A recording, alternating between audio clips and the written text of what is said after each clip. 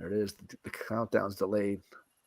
Hello and welcome to the Hoop Pets podcast. It's Mike Klinzing here with my co-host Jason Sokol tonight, and we are back a day early to talk a little not NBA. a dollar short though, Mike. No, we are not a dollar short. Well, we're always a dollar short, but that's okay. We're going to talk some Eastern and Western Conference Finals, and we're also going to talk probably some coaching maneuvers and maybe some off seasons for some of the teams were just eliminated. And we thought, yes, there's one thing we're going to be spending a little bit of time on, Mike. You think so?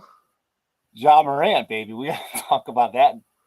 All right, well, there's some off court issues that we have to deal with in addition to the on court basketball, which I guess I'm looking forward to the Western Conference series.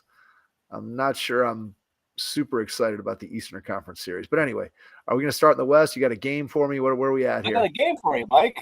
All-time NBA and ABA career playoff leaders and records for turnovers, Mike. Turnovers. Oh, my gosh. All right. So turnovers, man. LeBron. LeBron's number one. Okay, there you go. When you played as many minutes as he has and you have the ball in your hands as much as he has, there you go. Number one. All right. Number two. Let's go Magic Johnson. That's number two. Oh. All right. Number three. If you get these in a you get these spot like they're all big names. It's got to get a little trickier. But we're talking about guys that have to have the ball in their hands. So Jordan's got to be on there somewhere. He's 12. 12. See, Michael didn't turn it over. All right. Let me think.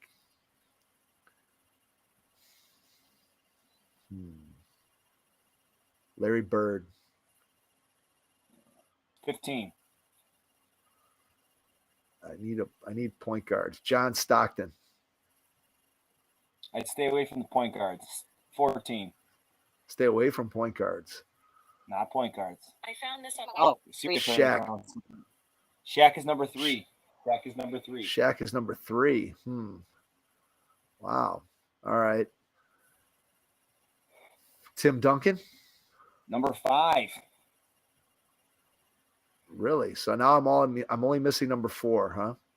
It's a guard. I'll tell you it's a guard. I mean, I want to lean towards another Spur. No, not another Spur. Another Laker. Guard. Another Laker. Kareem? No. Nope. More recent than that, Mike.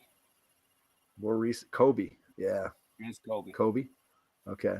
Yep. All right. 6 I was should have Scottie got that. Pippen. I guess if I had Scott.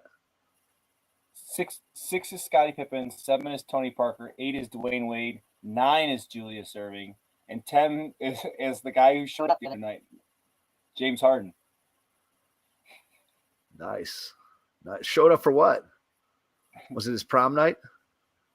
He showed up for prom night. He showed up for the. I think he probably fumbled the corsage and threw it in the lake when he was trying to go for the photos. I'm guessing that's what happened. We're gonna put the cart before the horse, Mark. We're gonna start with the Western Conference, right? As we said, but anytime we can subtly jab James Harden, we're gonna do it. So I don't have for all to be you subtle. non-normal listeners or whatever. Oh, come on. All right, we're starting in the. Okay, we're starting in the West. Yeah, we're gonna start in the West. So, the matchup that we are presented with is the Lakers and the Nuggets, which is kind of what I was hoping to be the Western Conference Finals back when. Although I didn't really think that it would happen because obviously the Lakers were the 7th seed and they didn't show a lot of promise in that. Even though they won, I was like, oh, but they're just playing well. Obviously, the Nuggets playing well. Phoenix was a disaster in that last game. Do we want to do the postmortem on the two teams that lost? Well, yeah. There. Here's my question, Mike. Have we been let down more by two teams in a game like a elimination game in back-to-back games because the Suns were god, and then the Sixers were even worse. Like, were those two like sputtered? The Warriors weren't a whole lot better. The Warriors were not a whole lot better, in all honesty. And neither were the Knicks, really. No, you're right. Yeah. Like, these were terrible closeout games. Like, they didn't even put up a fight. The Warriors were at least in the game. I guess the Warriors and the Sixers were in the game for the first half, and then they just fell apart completely. I don't even think there was any hope at halftime, right? I mean, maybe the Knicks were. Phoenix was down 30. Phoenix was down 30 and had given up 81 points. So I would say no. That game was over. I can't remember about the Knicks. I feel like they were down like 12 or something like that. Like, maybe I'm wrong. Maybe it was closer. They weren't down 30. They weren't down 30. How about that? Let's give them credit for that. They were not down 30. They were not down 30. Yeah. So anyway, so as far as the Western Conference goes, like, I guess let's do the postmortem. Let's start with the Warriors. Draymond officially announced today that whatever happens to the Warriors, he's going to announce it on his podcast. Like that, and I'm like, yeah, come on now, Draymond. He's running the whole franchise now. He's going to make all the decisions. I don't know. I think Jordan Poole's they've got to try to move him. Now I don't know who they move him to. I kind of like. It's got to be a huge. Yeah, it's got to be a huge market for Jordan Poole at this point. I don't know. Jordan Poole's terrible. Like the Warriors were bad. Awful. Like, he was a shell of his former self. Like, I don't even know what they do with that. Steph was really the only thing that even kind of kept him in the game, although it wasn't really that great of a game. But he was trying. Like, and it's amazing that he plays at an all-time level all the time. Like, you knew what he was going to do when he went out there. He didn't have the greatest shooting night. I think it was game 5. It wasn't great, but it did enough to help him win. I think he was 3 for 14 in game 5. He wasn't great in game 6 either.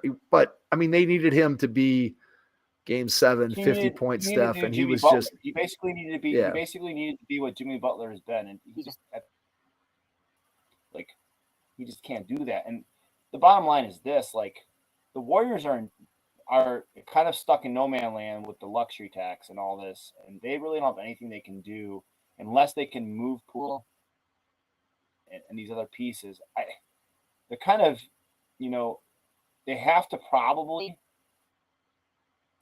Draymond, right? Like, I don't see how they can get away with not if they bring back everybody. Well, Draymond has that player option, so he could re-up for that with that, which I think is $29 million. And Clay, I believe, also has. He's going to sign that player option. There's no one that's going to pay him $29 million. He could go for a slightly less per year deal and sign a longer deal theoretically. And I think Clay, if I'm not mistaken, has a player option that's at like $43 million. So I'm pretty sure Clay is going to be picking that up. And with that, 43 million reasons too. Yeah, I think he's gonna take that one. So with that being said, I believe under the new CBA that I heard today on one of the podcasts that I listened to, Simmons. They were talking about. Was it the Simmons one where they said that the tax bill was going to be $225 million, which is higher than they called the Lakers. They were like, they said, we've got all those minority investors who are going to be paying all these taxes that they don't have any money for. So, well, that's higher than any other team's payroll. So I think the Warriors are pretty much boxed in terms of they could do things to get rid of salary, but they can't really do a whole lot to improve their team. Now, granted, you could trade Jordan Poole. What's his market value? Next to nothing. I mean, these other teams are watching this guy play, so nobody's really going to want him. Draymond, I think, probably has a market if they wanted to look to trade him. In all honesty, I think probably of all the moves they could make, moving Draymond probably makes the most sense in terms of what you might be able to get back for him. I don't think you're getting anything back for Poole that's going to move the needle. I guess if you bring Draymond back, you're saying, okay, we still have our 3 core guys that have been with us for 10 years, and maybe this team can still compete. But I look at it, I don't know. I was thinking about this today. One, I've been saying all season long, as people kept saying, oh, the Warriors, like they're a title contender hiding in plain sight, and they have the best starting lineup in terms of net rating across the entire league. And I just didn't see it. There was just, you can't be that bad on the road and be a championship team. You just can't be. And so, and I think back to last season, and they win that championship, but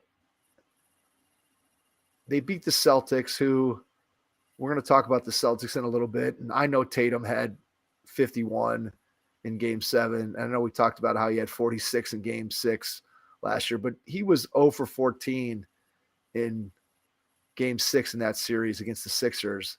And maybe I'm delusional and maybe he has taken another leap, but I really just I don't think so. I guess my point is that I know Boston ran roughshod over the rest of the league in the second half of last season, but I think that Golden State championship last year, I don't want to say it was a fluke, but I really think it was a fluke. I think that a lot of things broke right. Championship? It was not a powerhouse championship, let's put it that way. And I just think that was one that they got that I don't want to say they shouldn't have gotten it, but a lot of things had to go right for them in order to win a title. You look at last year and say, okay, Phoenix, talk about fraudulent, but Phoenix last year wins whatever. I think they won 62 or 63 games, something like that, 64 games. And then they go out to the Mavericks. So they're out. You have the Bucks on the other side with Middleton, where I think if Middleton's healthy, say what you want, the Bucks were clearly not very good this year in terms of their playoff performance and the whole Giannis thing. And we litigated that all last week, which we don't have to go back and do again. But I think that road opened up for the Warriors last year in a way that I think that was a title that was one that probably they shouldn't have gotten, if that makes any sense. And then I look at this team this year, and I just don't think they had any real legitimate chance to win a title. So now you're looking at, are you bringing back Clay, Draymond, and Steph with the idea that that team can win a title, and you're going to pay $225 million in luxury tax in order to put that team back out on the floor? That seems like a tough pill to swallow. And yet at the same time, right, you understand what those guys have done together in their career, that it's hard to be thinking about, hey, we're going to break them up and we're going to trade Draymond, or we're going to sign and trade him, or we're going to talk to Clay and ask him to take a reduction in salary the next year if he ends up staying. And there's just a whole bunch of things. I just don't know what they do. Clearly Moody and Kuminga are not guys that are going to contribute in any meaningful way to an NBA championship. I just think the Golden State Warriors, as currently constituted, have run their course, and I'm not sure what the options are moving forward. I think if I was Golden State, I would explore what I could get for Draymond and see if there's something out there that could change the dynamic of my team. And I still think that the Draymond Jordan Poole punch at the beginning of the season, I still think that had an effect. I don't know how you measure that. I don't know what effect it was, but you can't tell me a team goes through that that didn't affect them. A punch, but it wasn't like Hawaiian punch. It was not Hawaiian punch. Oh man, Hawaiian punch is so good though. It was a green punch. It was a green punch. Anyways, yeah, I just don't know what they're gonna do. They're kind of, like you said, boxing in this. They're gonna have to. They're done, right? They're not title contenders anymore. The run for this group, these 3 guys are never sniffing an NBA title again. I agree. Individually, now they could. Look, Curry could still playing at the level, as you said earlier, still playing at a great level. He could find somehow Golden State figures out a way to put a title team around him. But this version of the Golden State Warriors is not winning another title. I think, in all honesty, they got one more than they should have. Yeah. Okay. So let's also talk about this. Like, Steph's 35. Okay. 34, He's been- 35. I can't remember. I think he's 35. He's been injury prone-ish, right? Like he's missed significant A little time. bit. Yeah, a little bit lately. So my question is, how many more seasons do you legitimately have with him? Like, he's not As Steph Curry or as Steph Curry? B? As Steph Curry as we know him, or Steph Curry going into a second phase of his career? I mean, he's kind of already there, right? A little bit. Maybe, 2 more. maybe. You have. I think you have 2 more seasons, maybe at most, of him playing at this type of All NBA level. Okay, that's. I just don't think there's not time. No. Listen. I just have a feeling that Father Time's not as kind to Steph Curry as he's been to LeBron. Maybe not, but shooting doesn't go away. I mean, I guess, but the amount of he may not be able to move he's not going to be able to move. I know, but he's not going to be able to move without the ball the way he does and some of those things. He relies on movement a lot, so he does. But the fact of the matter is that shooting doesn't disappear, and he'll still be he's going to be able to shoot it. He's going to be able to shoot it for a long time. The question is, can he warp defenses and do the things that he does without the ability to move the way that he currently is moving? And so what do know. You think? So who's going to be off the team for the Warriors? Is it Draymond? Is it Jordan Poole? Who is it? I think both of those guys are gone. Okay, so I think Draymond either leaves. Draymond either opts out and goes somewhere, or they sign and trade him. And I think Poole is just a cost-cutting measure. You try to dump him for whatever you can get back, even if you're taking back maybe some contracts that you're not super excited about. I just think that I don't know what Poole. Yeah, if I was Golden State, I would move on from Jordan Poole. So here, I want Jordan Poole to Indiana, Draymond Green to Detroit, and we can have Malice and Palace 2.0. All right, let's do it. Count me in. I mean, count me in. All right, so then I guess let's go to the other Western Conference team that's out. The Phoenix Suns, who since they've lost, Monty Williams, Matt Ishbia's got brand new owner syndrome. They spent a lot of money to get Durant. They gave up all the pieces, parts, and here we are. And the solutions that I'm hearing talked about is trade Chris Paul for Kyrie Irving. What? What? Okay. Look, if they do that, if Durant signs off on that, or if they don't consult Durant on that, look, I'm already out on Durant. I'm way, way, way out on Durant. I've been out on him for a while now. And this would, if that craziness were to somehow happen, I would be so far out. Whatever, close the door and I'd be sprinting away from my house as fast as I could go. If Kyrie Irving, listen, this would be the most idiotic thing I've ever heard in my life. You just requested to get out, okay, of a situation, essentially, he created by his craziness. And now you're going to welcome him back? I mean, it is a cycle. I don't see that happening. I mean, I really don't. I mean, I know people like to speculate about that, and there's a lot of talk out there. I think it's clear that Kyrie's going to end up in LA if they really want it to happen. I think he's going to end up in LA if he really wants it to happen. Right? That wouldn't surprise me nearly as much as him going to Phoenix would. I think you can see where with the Lakers, you can see where it at least theoretically makes sense. In Phoenix, that makes no sense.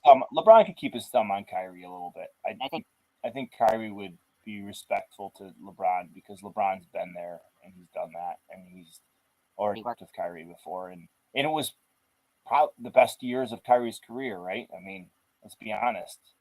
It's been not left Cleveland. So, I mean, he's still been good, but not like great. Not winning. So anyways, so the Suns are in a situation where, I don't know what they do for hires. I saw that.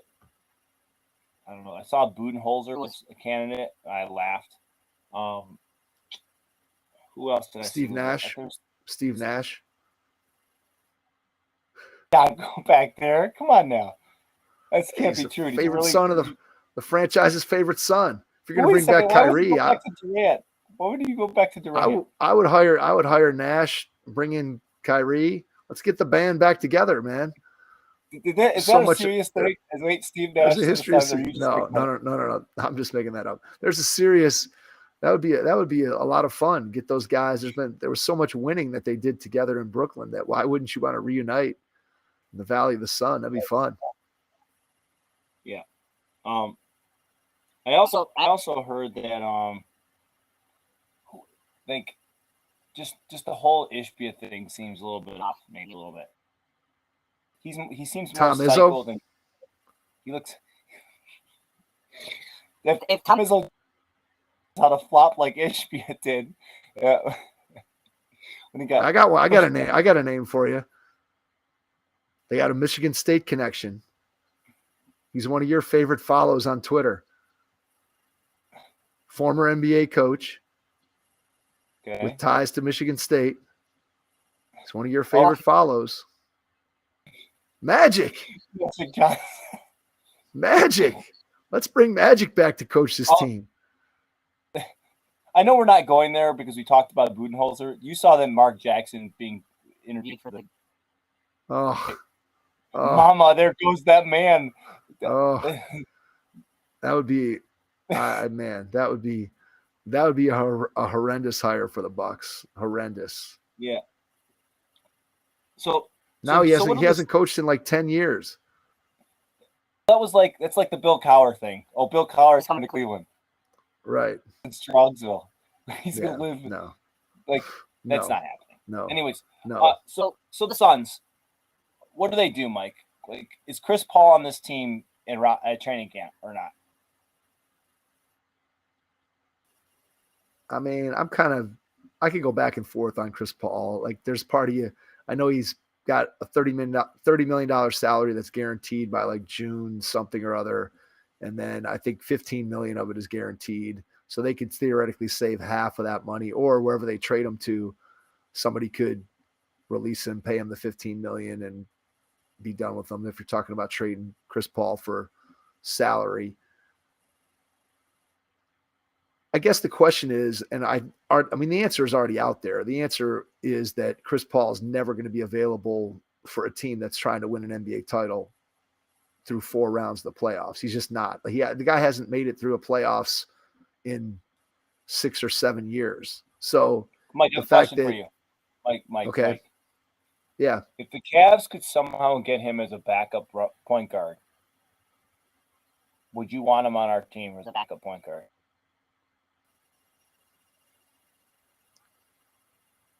I mean, I guess depending on what the cost is, I wouldn't want him at $15 million a year.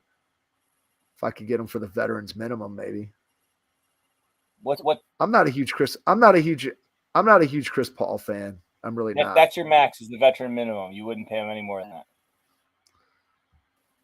Because someone's going to want to pay more than that. I'm just spitballing because the thing the Cavs seriously lacked was a ball handler point guard that could run the floor, right? Like, that's one of the things. You just gotta stagger Garland and Mitchell. So I think there's more pressing needs for the Cavs than signing Chris Paul as a backup point guard. Yeah. I mean, I think there's more pressing needs. Do I think he's on Phoenix? I think there's a decent chance he's probably on the Suns come next season. I think DeAndre Ayton is not on the Suns. I don't know what the market is. I don't know who wants DeAndre Ayton, who really wants or needs a center that is sort of soft and leaves you wanting in a lot of different ways.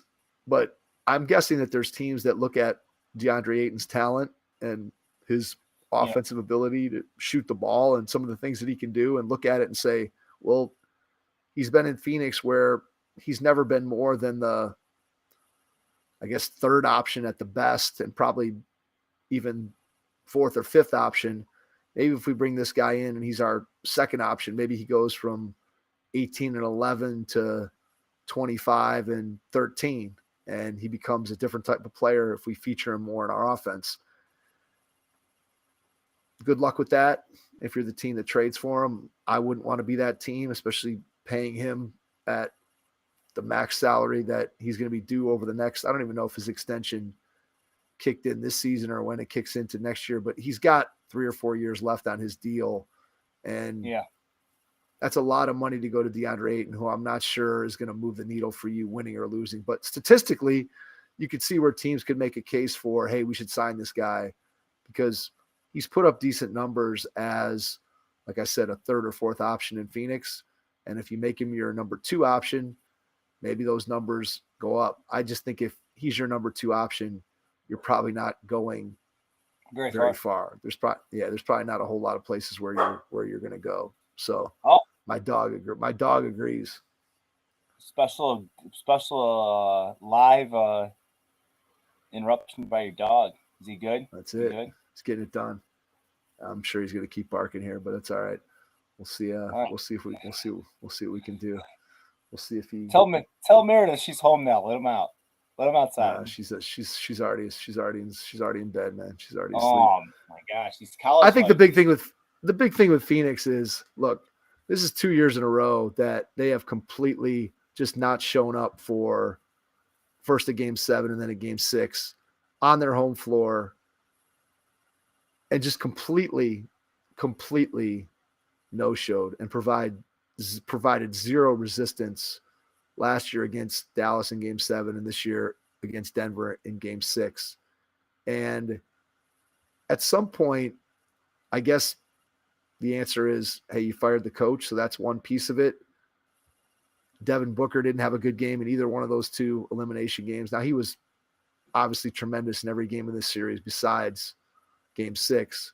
And so I'm not sure how much of it you can lay at Booker's feet, although I did enjoy the memes with the Jokic being added to the Doncic smirk at Devin Booker on the foul line. I did enjoy those tremendously when people were posting those on social media after that game was over. But I think if you're Phoenix, you have to look at it and say, what do we have here? What do we have in Durant and Booker? And look, Durant, it's hard to say that the guy played poorly when he averaged, I think, 30 and 11. But I think Durant's best days are behind him. I really do.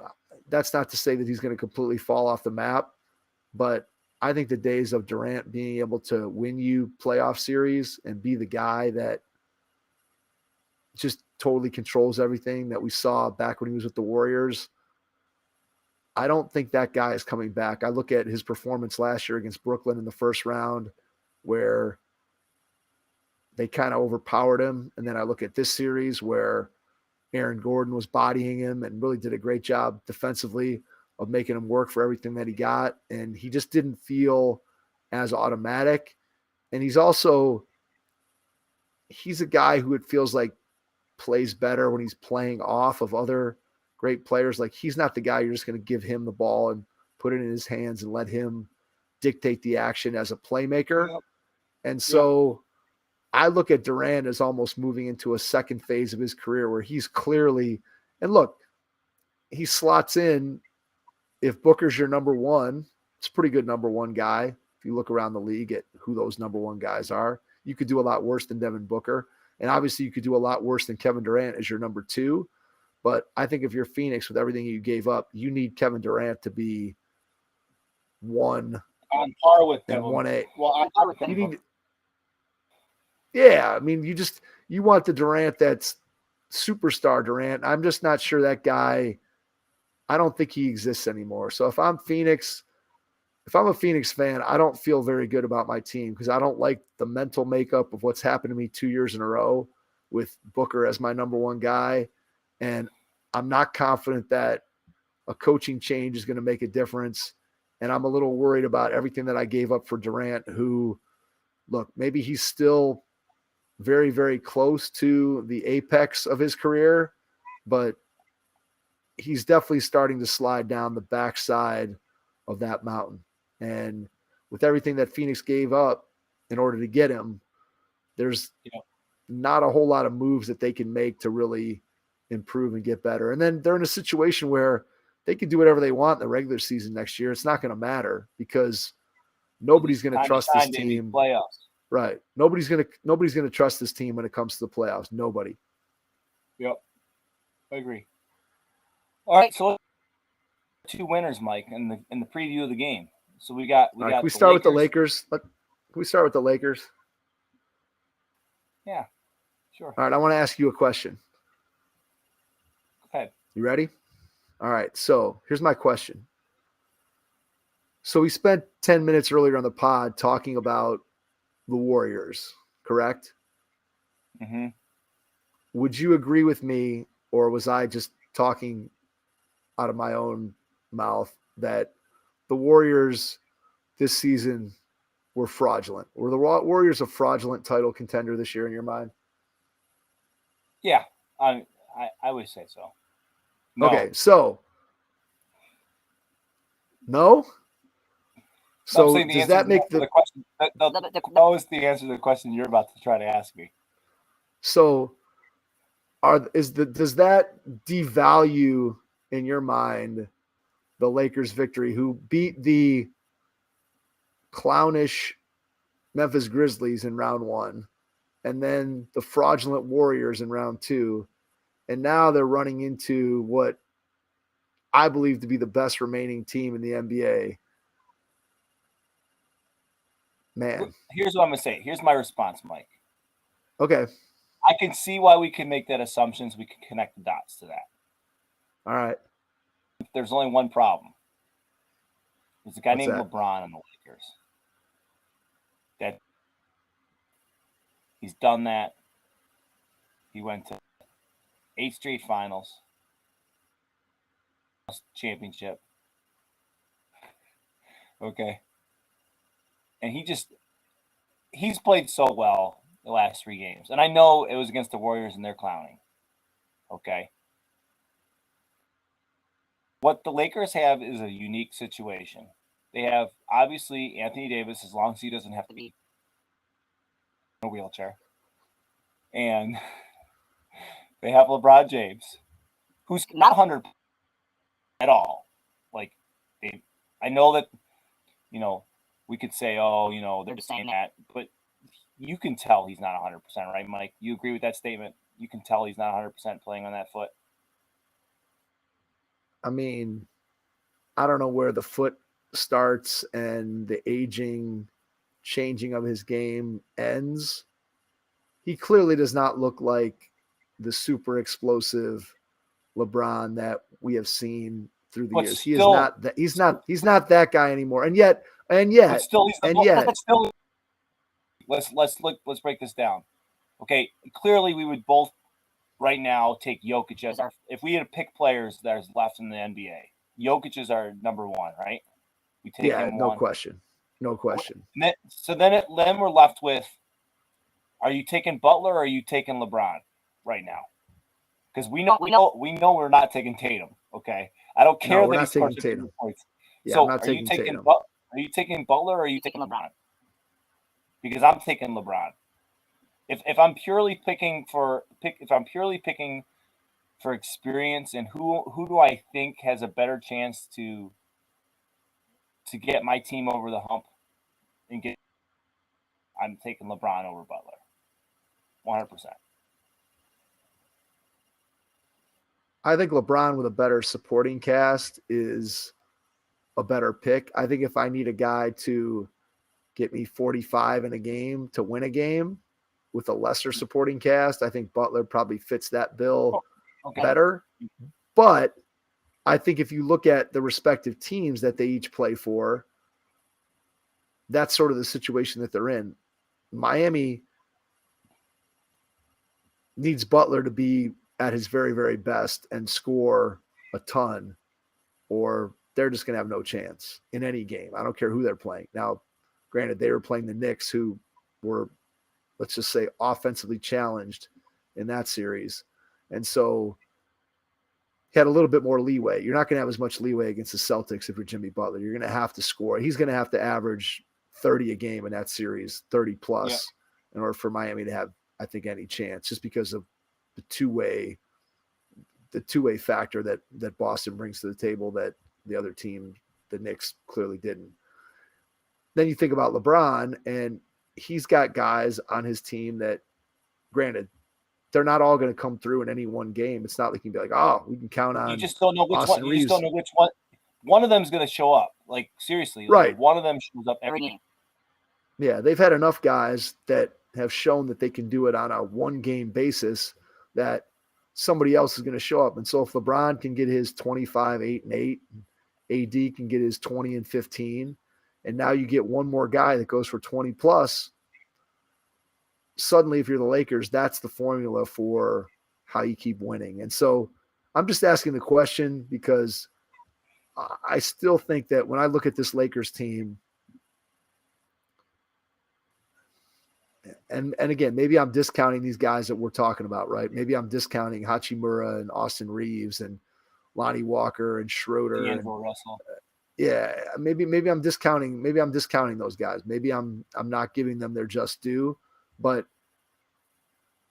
I just still feel like this roster it's shaky. And we know it's shaky from an injury standpoint with AD for sure. And LeBron playing on this foot, and who knows whether he's going to be able to stay healthy or not stay healthy. Mike, we could say this roster is shaky. And I know it's a different time. 18 Cleveland Cavaliers roster was shaky. Yeah, absolutely. Right? Oh, there's no question. There's no question. This roster would run over the 2018 Cleveland Cavaliers. Yes, no, I agree. However, don't forget that 2018 Cleveland Cavaliers team also played a young Boston Celtics team that now still 5 years later is trying to get over the hump that they were first trying to clear in 2018 when Tatum and Brown, I guess Tatum was a rookie and Brown was a second-year player that year. I mean, you're talking about Denver's a different animal than beating that team in the conference finals. I completely understand that, but okay, so I know we would take Jokic one, and we would probably take LeBron two. Series, who would be the next player you would take? AD, right? I mean, if I have a healthy AD, yes. The current iteration, not healthy AD. He would be your next pick, yes. Okay, so then who's after that? Jamal Murray? Yeah, Murray. Yeah, no question. And then probably is it Michael Porter Aaron Jr. Gordon. Or is it Aaron? No, Aaron Gordon. What he does on both ends of the floor. All right, so listen. I completely. I think this series is going to be better than you think it's going to be. I think this is going to be a good series. I wouldn't. Would I be surprised if the Nuggets sweep the Lakers? I'd be very surprised. I don't think it's going to sweep, but I don't think it's going. This series is not going 7. I could see it going 5, maybe 6. There's no way this goes to a game 7. You give the Lakers no chance whatsoever.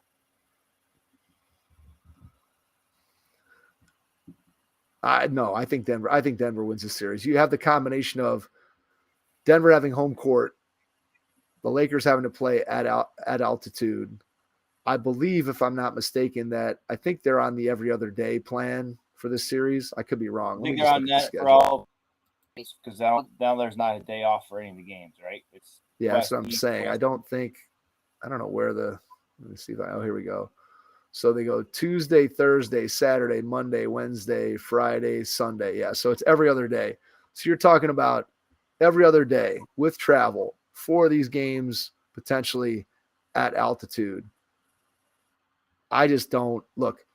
When you look at Nikola Jokic and you see him playing and you look at his body and you look at his face turning all red and whatever, I think people think that this guy can't be in great shape and that he can't just continue to do what he does. And yet he does. And he does it over and over and over again. And he's going to play big minutes. And I just think when you look at AD from an injury history and you look at LeBron being compromised in whatever way he's compromised, whether that's through injury, whether that's through age, whatever, LeBron still is not the guy that he was 3-4 years ago. He's just not. And I think that the only way that the Lakers have any chance is if you think that Anthony Davis can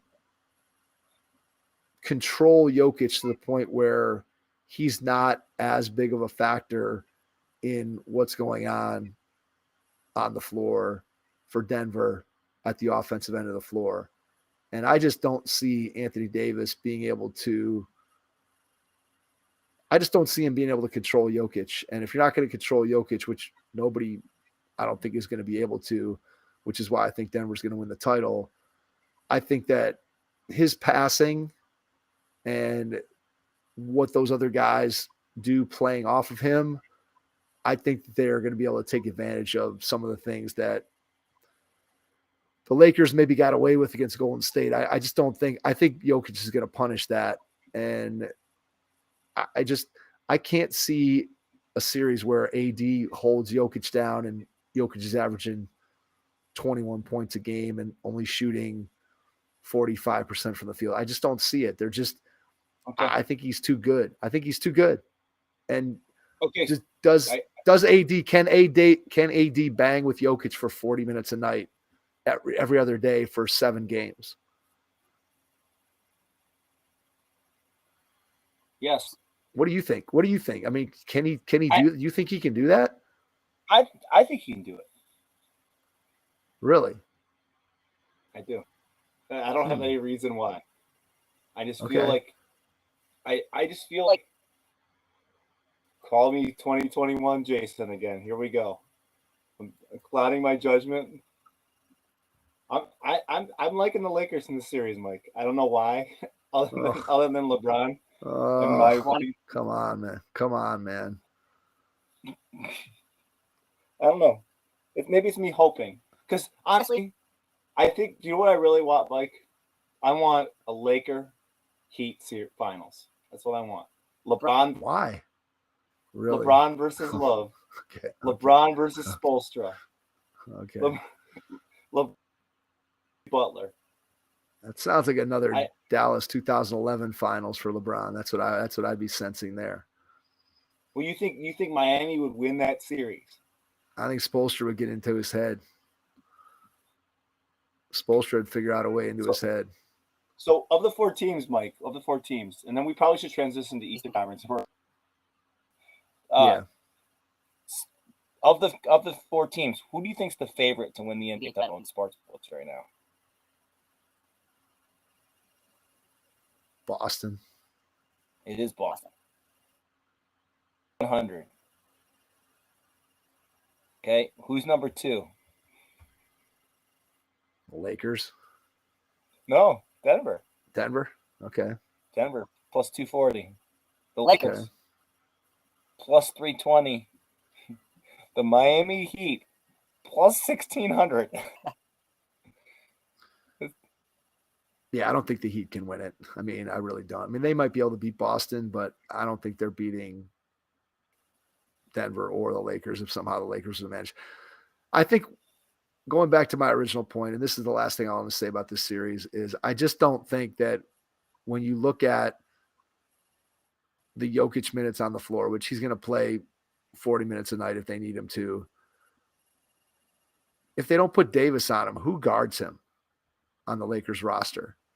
There's nobody. I mean, they have nobody. I'm looking at their roster. They have no chance of guarding Jokic if Anthony Davis isn't on him. And I'm just not convinced that Davis can bang with Jokic for 40 minutes and not get completely worn down or hurt. And so, to me, I just think that Denver has too much. Offensively, I just don't see the Lakers being able to stop or slow down the Nuggets. And I think the Nuggets will be able to do enough on defense to be able to hold the Lakers to whatever they need to hold them to, because they're going to score a ton of points on this team. Because I just don't think the matchups are very good for the Lakers. I mean, there's nobody. I like look at the roster. Like, you're going to bring in Tristan to guard Jokic. I mean, they have nobody. They don't even have Mo Bamba. You bringing in Mo Bamba? LeBron? Was LeBron going to guard? LeBron going to bang with Jokic during the minutes that Davis sits? Because, I mean, LeBron's been playing a lot of 5. Would you be surprised? Different to play the 5 against the Warriors where you're guarding Looney or you're guarding Draymond. Little different to bang with Jokic. You're not going to be able to rest. if that's your matchup, you're not going to be able to sit back and just hang out in the passing lanes and try to disrupt stuff. I mean, that's not going to happen. So I just don't think the Lakers have a matchup for Jokic, and I expect him to have just a huge, huge series, and that's why they win. I'm going to say I'm going Nuggets in 5. Give me Nuggets in 5. Lake. All right. Agree to disagree, baby. One. Home, road, home. All right. We'll see. I don't think that's happening, but we shall see. All right, let's go to the East. All right, so I don't really have much to say about the New York Knicks. I really want to talk. I don't think they're really going to do anything. I think they're going to be pretty happy. They might try to make a small move. I don't know what they do to improve their team, but there's probably. Does anybody else want Julius Randle?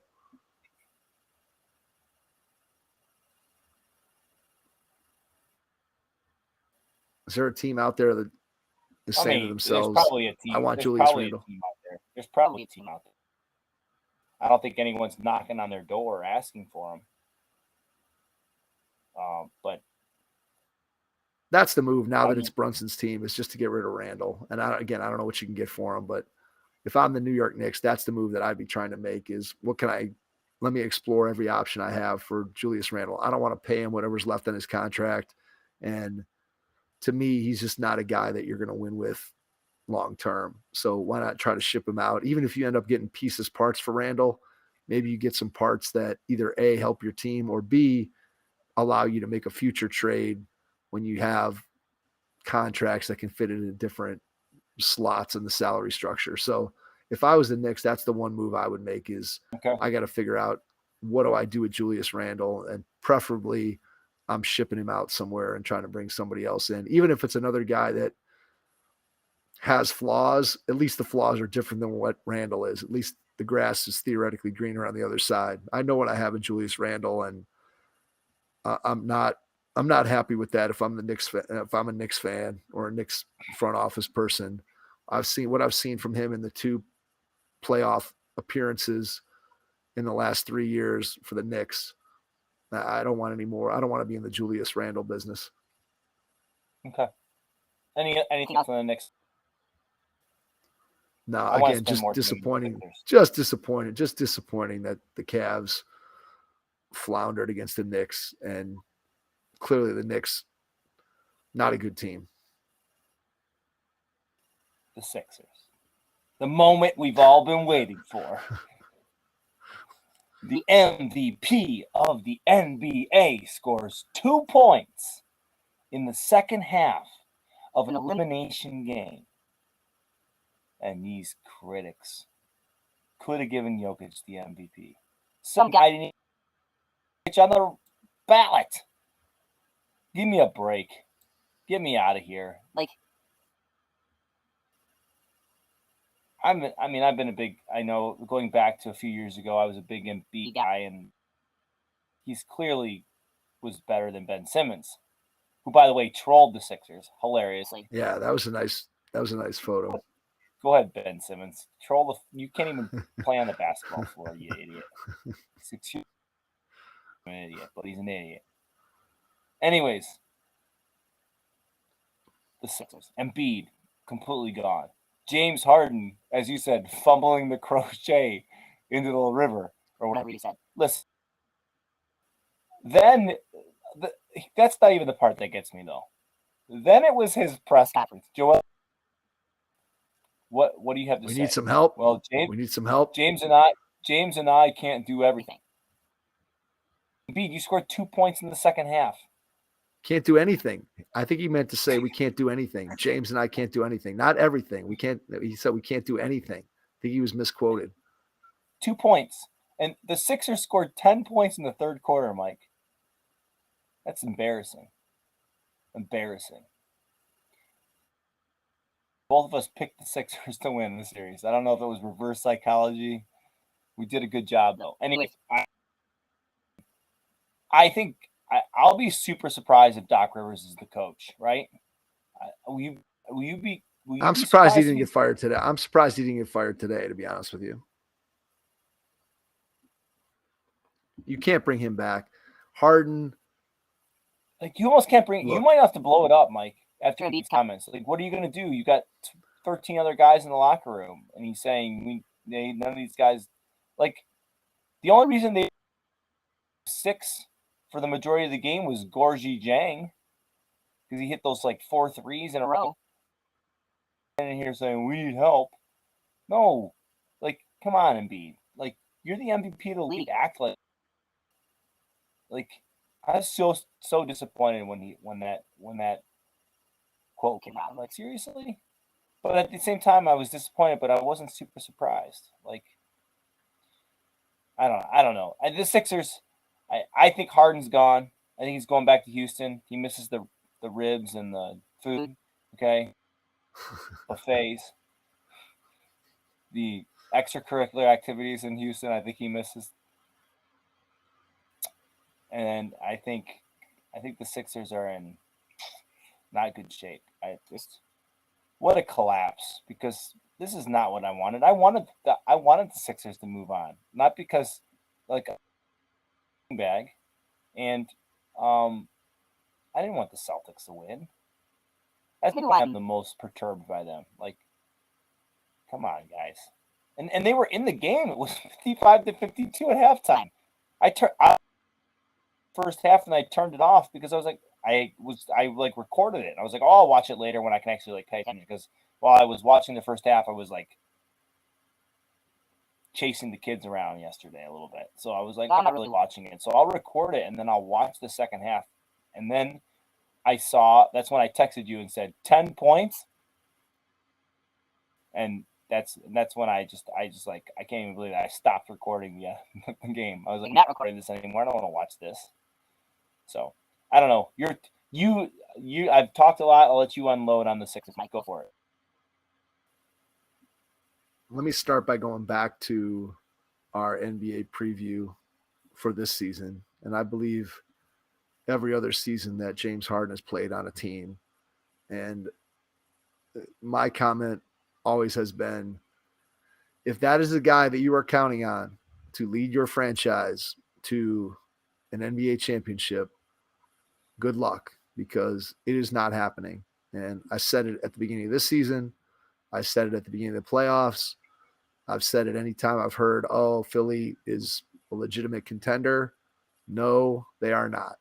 When James Harden is one of your 2 or 3 best players, you are not getting a great performance from him when you need it. Now, granted, he had 2 unbelievable games in this series against the Celtics. Game 1, Game 4, 40 plus in both those games. He was incredible. And in Game 7, he was horrific.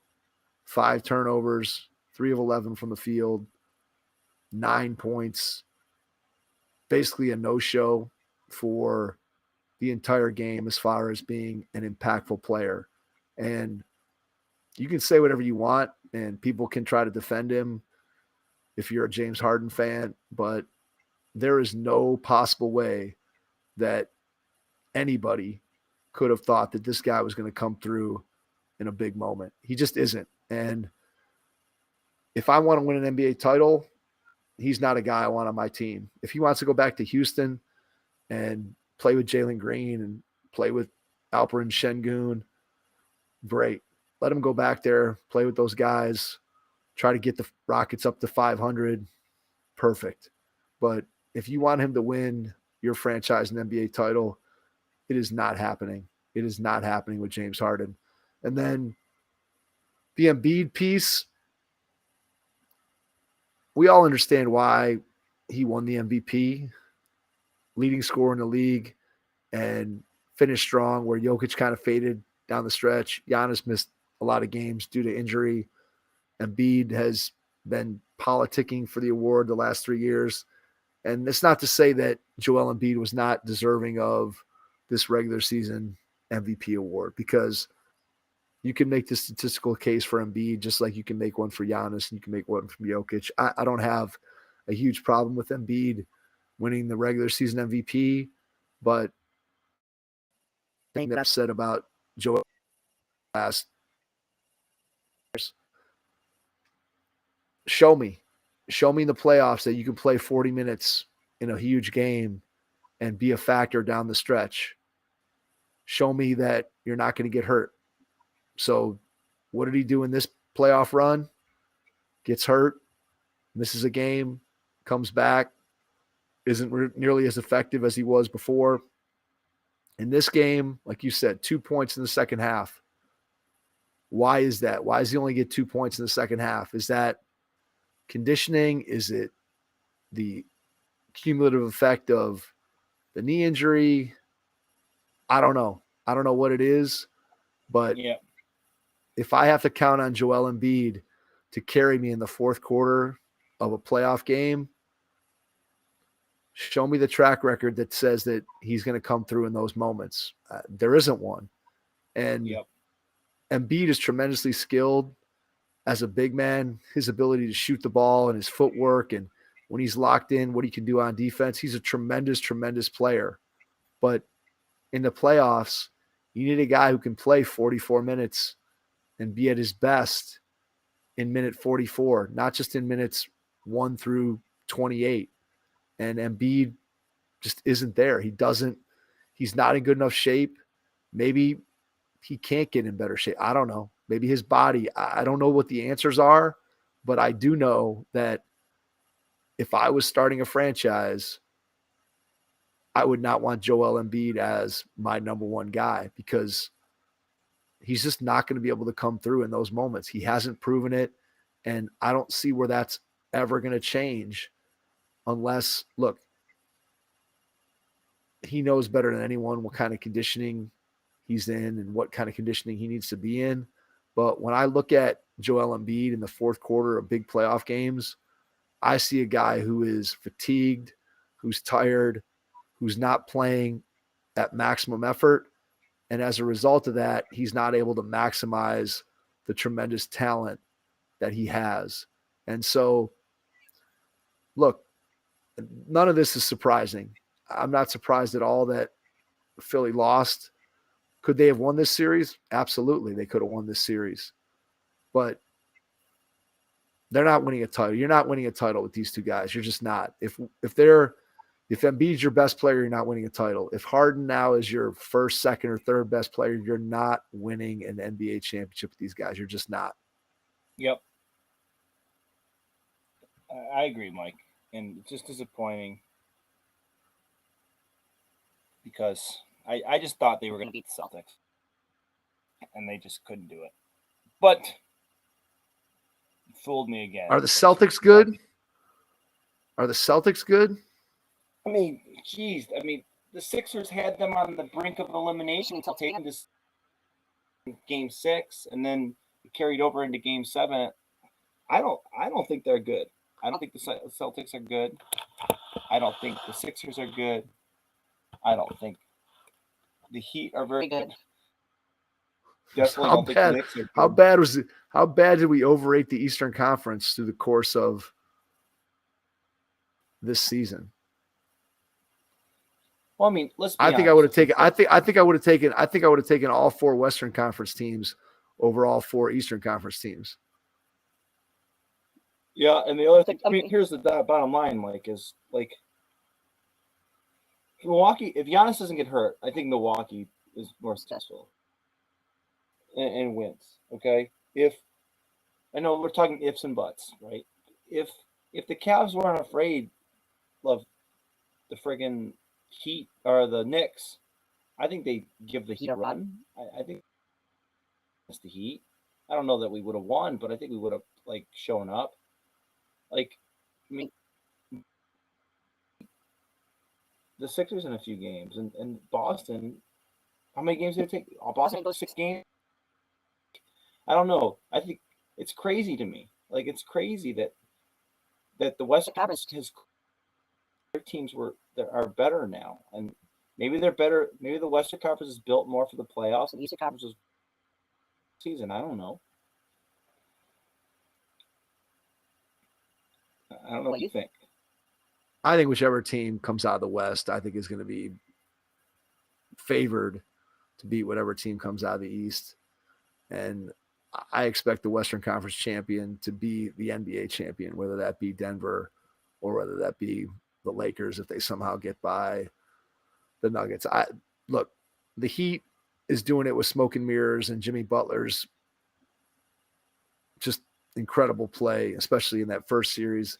He was a little bit more pedestrian in this second series, but the Knicks were just so bad that it didn't matter. Boston, look, I still, Tatum, kudos to him. That game 7, 51 points, a record, tremendous effort. You can't discount what he did in that game. And yet at the same time, I don't think that one game sample size changes my opinion that I don't think Tatum is a guy every night, day in, day out, going to give you the same numbers that he can give you at any given time and then have an explosion. He's prone to bad games just as he is prone to good games. Whereas I think you look at Jokic or Giannis, I just think that you can pencil them in big games. You can pencil those guys in for whatever their averages are. That's where they're going to be, or they're going to be higher. And I just don't think you can do that with Tatum. I just don't think he's to that level of consistency, which is why I have him one slight tier below the very best in the league. And that's not to say that he's not capable of doing what he did the other day. I mean, he's done it twice in the last 2 years to carry his team to victory in games that they very well could have lost without those type of historic performances. But game in, game out, I just don't think that Tatum is at that same level as the very best superstars in the history of the game. And I think the only guy that's left in the playoffs that's at that level is Jokic. And that's why I think Denver has got to be the favorite. That's why I think Denver is going to win the NBA title. It's fair. It's fair, Mike. I also don't have much to say about the Heat, Mike. I don't know if you want to say anything about the Heat other than Heat culture. You just want to say Heat culture and move on? Jimmy Butler, amazing. Move on. Like, that team, I don't even understand what they've been able to do with the cast of characters that they have is pretty incredible. I mean, it's a testament to how good of a coach Spoelstra is. It's a testament to what playoff Jimmy Butler has been able to do. And then it's a testament to these other guys that have stepped up and done the things that have been necessary for them to win. And now they have 2 series wins under the belt. The Milwaukee series was kind of strange with Giannis going out, missing a game and a half, and then coming back. And I almost still can't figure out exactly what happened other than Jimmy was otherworldly. And then you look at this Knicks team, and I mean, they were just so tremendously terrible in that series that it's hard to take much away from Miami winning that series because the Knicks, other than Brunson, were just so bad. I expect that series between Boston and Miami to be a really good series. I mean, I think that despite the fact that on paper it looks like Boston should be the heavy favorite, I think Miami's going to hang right there. I'm going to go Celtics in 7 and then set up a Nuggets Celtics final. 7-game series here, Mike, huh? I think Miami's going to make it tough. I mean, I think Miami's more likely to beat Boston than the Lakers are to beat the Nuggets. Wow.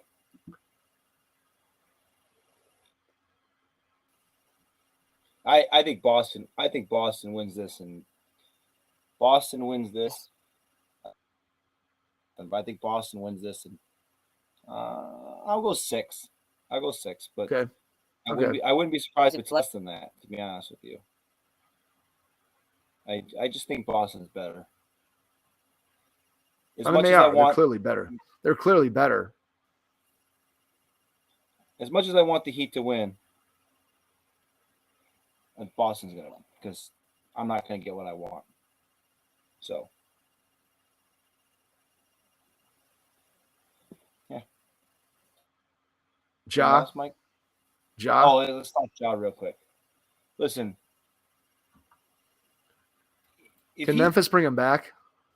I don't think so. If he's not suspended, Mike, for like at least 41 games, disappointed in the NBA. Half the season. Suspended for at least half the season. So what you're telling? I don't think they'll go that harsh. I really don't. I think that's like a 10 to 15 game suspension from the league. I just think if you're Memphis, you just have to cut bait with this guy, unfortunately. And like I said, when this whole thing first started, I don't think there's been a guy that has flipped in terms of his public persona and image so fast from a guy that everybody loved, that the league was sort of setting up as the next face of the league. Kids loved him. Super entertaining player, unselfish on the floor. Just obviously the aerial acrobatics and the way he gets off the ground and the dunks and the blocks and all the things that go with it. He's just such an exciting player and seemingly a guy that was a good teammate and all these things. And now, boom, all of a sudden, yeah, I mean, now it's like, what is this guy? I mean, who is this guy? I mean, if nothing else, just incredibly, incredibly stupid. What are you doing? And does he ever get, I mean, Nike hasn't dropped him yet. I don't think. I haven't seen an announcement, but they can't. No. You can't continue to have this guy on your payroll. No.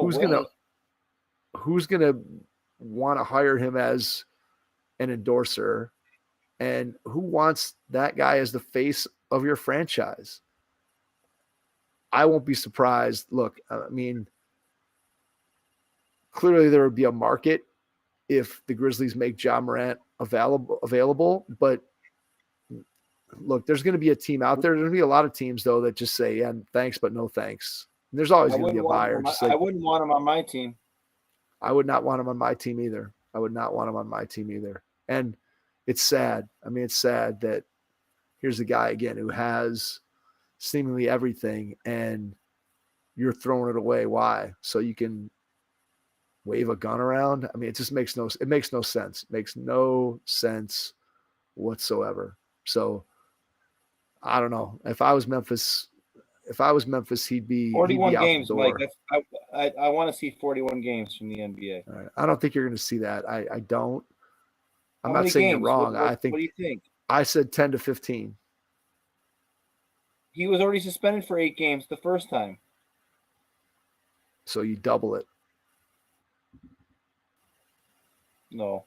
He met with Adam Silver and promised him he wasn't going to do this. Look, I hope the punishment is at least that severe, if not more, to maybe get a message across. But I don't think that's going to happen. But I could be wrong.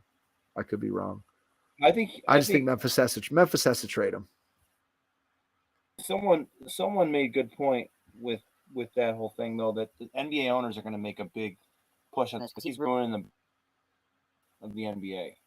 I don't know if that was Russillo or someone on that podcast that said that, but it's terrible. I mean, it's terrible. Yeah, it's terrible.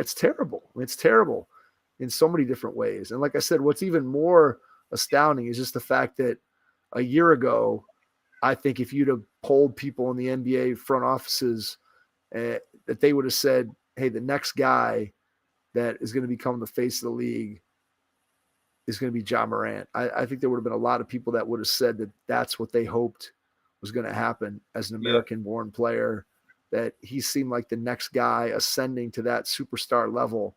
And now it's like, if you're the league, you want to try to disassociate yourself from him, which is sad and incredible. It's just incredible. Yep, for sure. Makes And no sense. Makes no sense. There are clowns everywhere, Mike. There are definitely clowns everywhere. Anything else we got to hit on? Any other coaching news you want to talk about?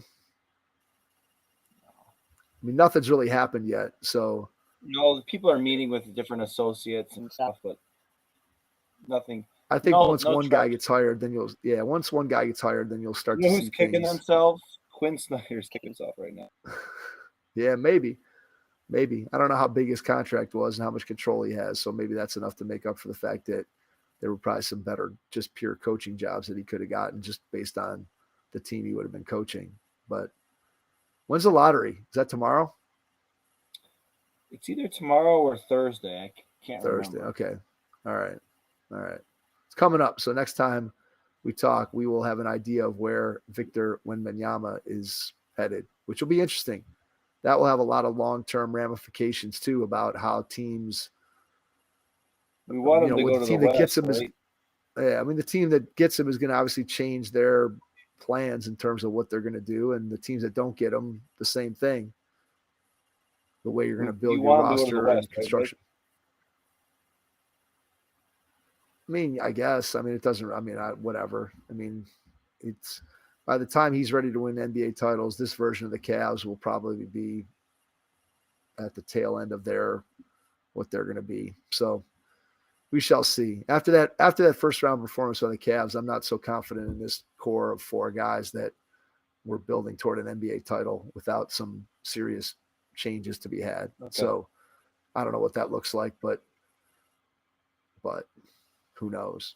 All right. Is there anything else? I kind of don't think so. An onion without eyes. An onion without eyes. Appeal. An on. Nice. That's I like it. That's a good one. I don't have any for you. I don't have any sitting on the tip of my tongue. My son got a joke book. My son got a joke book and has been telling these terrible jokes. So that's where I got that. Well, good. Hey, we might have to bring that segment back. Nobody was clamoring for it on social media, so I'm guessing people didn't really miss it. And get to the end of the episode. That could be true too. That could very well be true. All right, let's leave it there. Thank you everyone for joining us. We appreciate that. We appreciate you checking us out on the live YouTube feed. Again, this episode will be available on our YouTube channel if you want to watch the two of us talk instead of just listening. So thank you for being a part of Hoopheads Nation. Yes, exactly. Thank you for being a part of Hoopheads Nation. Thanks for checking out this episode, and we will catch you on our next episode.